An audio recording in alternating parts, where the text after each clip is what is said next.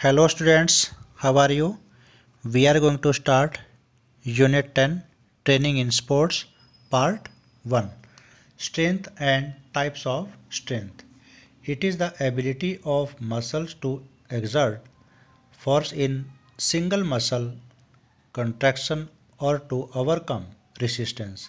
Strength of the body can be measured in pounds or dynes. A certain level of strength is essential for a common man, whereas for a sportsman it is the most essential component.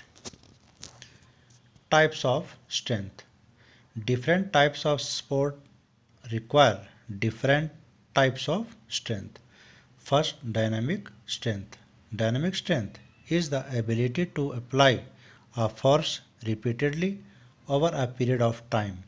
It is essential for highly explosive activities such as sprinting and is similar to elastic strength. Dynamic strength can be divided into three parts: maximum strength, explosive strength, strength endurance. First, maximum strength. The greatest force that is possible to overcome a resistance in a single maximum contraction, just like weightlifting, shot put, hammer throw, discus throw, javelin throw, as part of track and field events. Next, explosive strength. Explosive strength can be defined as the ability to overcome resistance with high speed, just like sprints, jumps, smashing in volleyball, triple jump, and pole vault.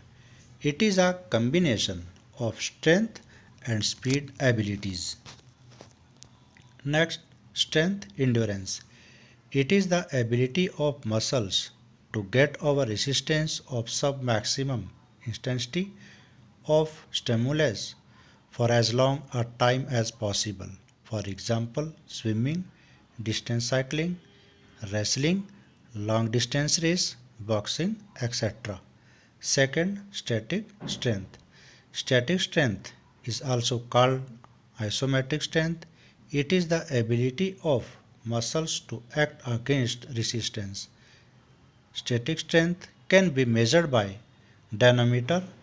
This type of strength is not seen directly. Next, methods of improving strength: isometric, isotonic, isokinetic. First, isometric exercise. These are the exercises in which no movements takes place while force is exerted against an immovable object. It develops only tension at the joint concerned. It is also called static muscle contraction. For example, if we push a concrete wall, we will not be able to move it from its place. So we should not consider it as work. Our muscles exert force while pushing a wall, but we see that work is not done in isometric exercise. Second, isotonic exercise. Isotonic exercise are those exercises in which movements can be sent directly. Work is done in these exercise. Isotonic exercise tone up the muscles. Muscles become flexible. Length of the muscles can be increased by isotonic exercise.